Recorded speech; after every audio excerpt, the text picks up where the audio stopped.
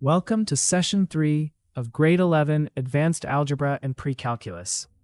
Today, we study transformations of functions.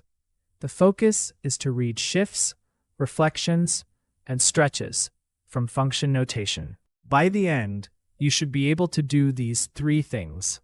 1. Separate inside and outside changes. 2. Track horizontal shifts correctly. 3.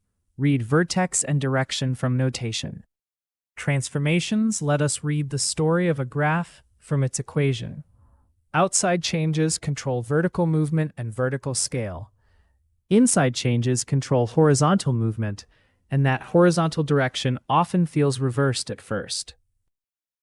Let f of x equal x squared and let g of x equal -2 times f of x minus 3 plus 5. The x minus 3 shifts the graph right 3 units. The -2 reflects the graph and makes it twice as steep. The plus 5 shifts it up 5 units. The new vertex is 3, 5, and the parabola opens downward.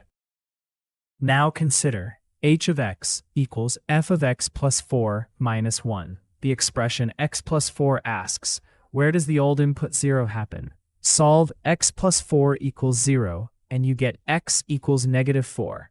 So the graph moves left 4 and down 1. Your turn. For g of x equals f of x minus 8 plus 2. How does f move? Pause the video and solve it. Here's the solution. Work line by line. Then check the final answer against the original question. After the video, complete these 3 tasks. Copy the model from the lesson. Solve each one fresh, and write 1 error log sentence about the mistake you are most likely to make. Let's recap. Inside changes horizontal position. Outside changes vertical position. The sign outside can reflect the graph. Ask where the old input 0 went. Before moving on, write 1 sentence.